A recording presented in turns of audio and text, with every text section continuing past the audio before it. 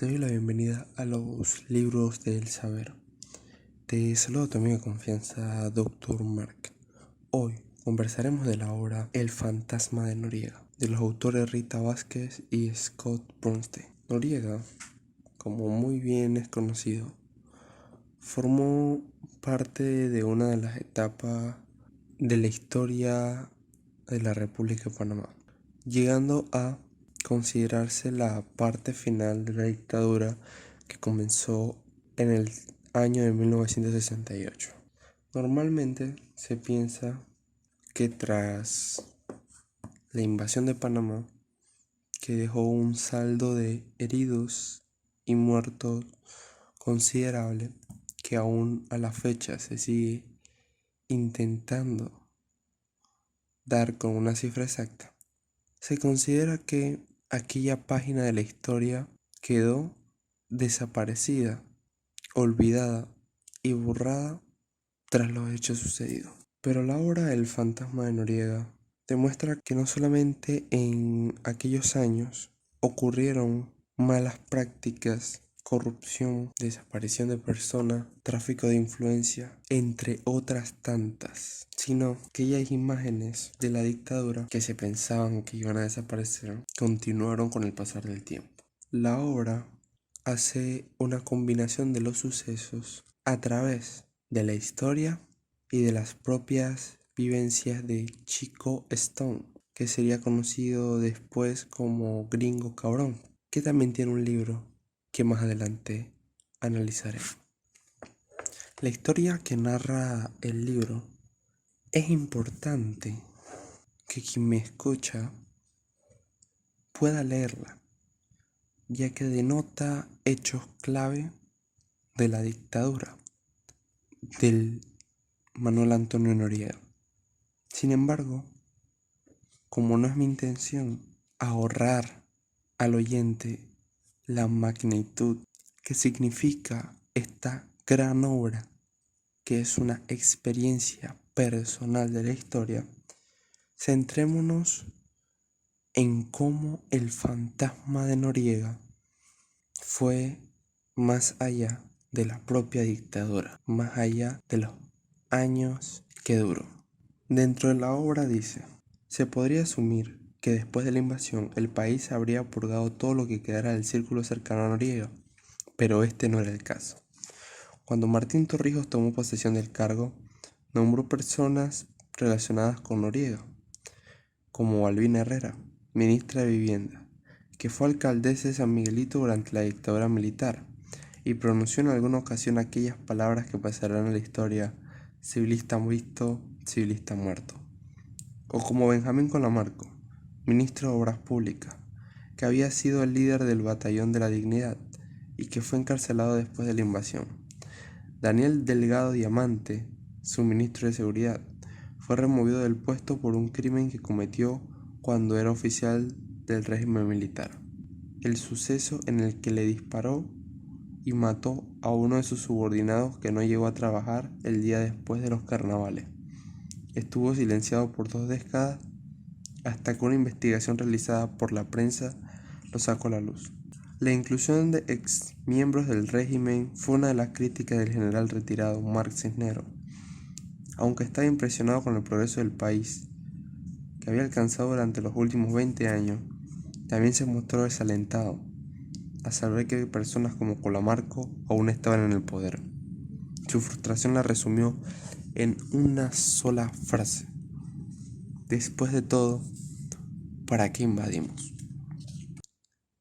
En general, en la sociedad panameña no existe este sentimiento. Hace referencia al antiestadounidense.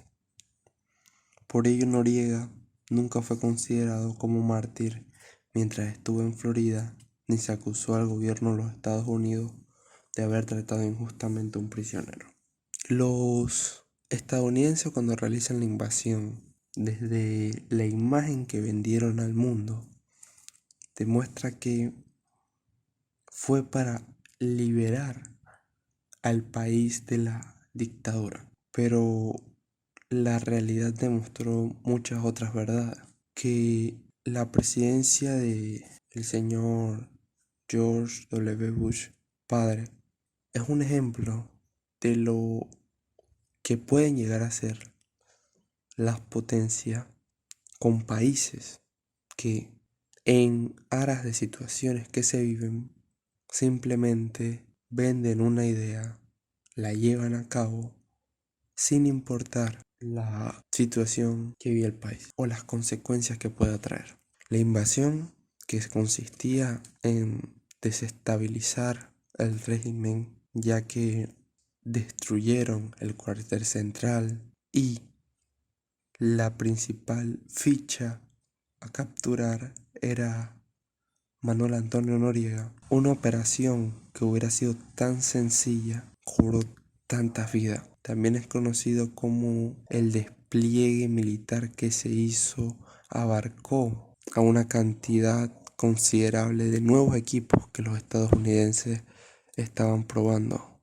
Hay muchos nombres de personas que pertenecieron al régimen y que inclusive hoy en día ostentan puestos políticos, ya sean ellos directamente, sus familiares o algún otro.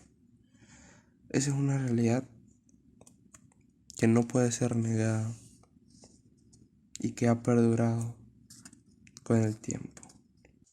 Hay otro extracto que no puedo dejar indiferente cuando se menciona: Noriega no fue solo un general, sino también fue un comerciante y banquero.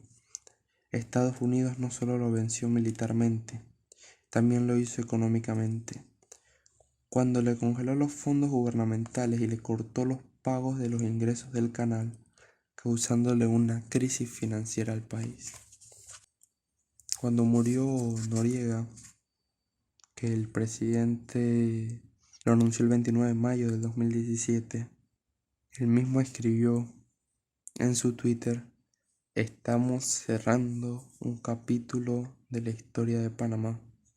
Al respecto, se menciona: la reacción del país, sin embargo, fue bastante silenciosa.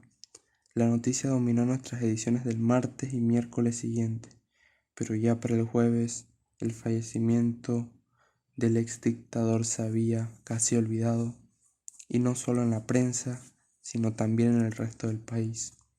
No hubo coberturas prolongadas de su funeral, que se limitó a una ceremonia privada en la que solo participaron sus familiares y amigos más cercanos. Por esos días la atención del país rápidamente volvió al escándalo del momento: el pago de coimas de la constructora brasileña de Odebrecht a funcionarios y particulares panameños. El viernes todo era cosa del pasado y solo reposaban los archivos de los medios de comunicación. Esto preocupó a Jenny y a Chico, que sentían que el país no podía olvidar las lecciones aprendidas de la dictadura. De hecho, comentaron que dos amigos panameños se le acercaron y le expresaron su preocupación, porque las generaciones que no vivieron esa época no conocían la historia del país, ni era ampliamente discutida por la sociedad. En el himno de Panamá se habla de: es preciso cubrir con un velo el pasado, el calvario y la cruz. Y he escuchado cómo esta frase, en una situación como fue la dictadura, resulta contradictoria, porque no podemos olvidar nuestra historia. No podemos olvidar los muertos ni lo que se vivió. Que hubieron avances es una realidad, pero no justifica jamás una vida ni todas las vidas que se perdieron. Porque la historia de la invasión estadounidense no es más que una serie de eventos